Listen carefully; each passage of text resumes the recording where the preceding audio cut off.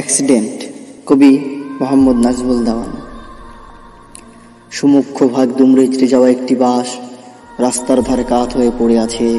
বাসটি সড়ক সেতুর সাথে ধাক্কা খেয়ে ছিটকে পড়েছে। রাজপথে জমাট বেঁধেছে চাপচাপ রক্ত।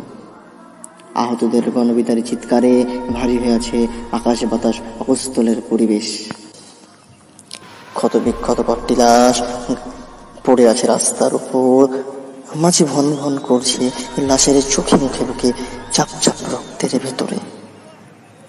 কারো আদল চেনার উপায় নেই। কিছুক্ষণ আগে এরা সবাই জীবন্ত ছিল, এক একজন চলমান স্বপ্নের আধার ছিল। ওরা এখন এক একটি সব, ওদের সময় থেমে গেছে, আর কখনোই সচল হবে না পৃথিবীর বুকে। সবুজ শার্ট পরা একটি লাশ, সম্ভবত কিশোরের, প্রশ্নবোধক হয়ে চোখ দুটো তার আকাশের দিকে খোলা। অ্যাক্সিডেন্টের মুহূর্তে কোনো ভাবনার সাক্ষী আছে তার খোলা দুটি চোখ।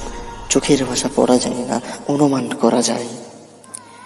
নিহতদের মনে স্বপ্ন ছিল, আশা ছিল, আশা পূরণের স্বপ্ন ছিল, গন্তব্যে যাওয়ার লক্ষ্য ছিল।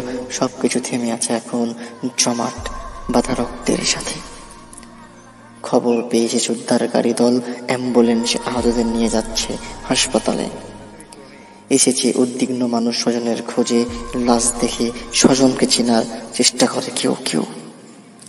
উল্টে পাল্টে দেখেও স্বজনের লাশ মেলে না, চেনার উপায় নেই। জীবিত না হোক, লাশ পেলেও সান্ত্বনা পায় মানুষ। কেন পাই? মানব মনের সে এক জটিল রহস্য। অনিশ্চিত জীবনের এসব দেখে মাঝে মাঝে আমার মনে হয় জন্মটাই একটা অ্যাক্সিডেন্ট।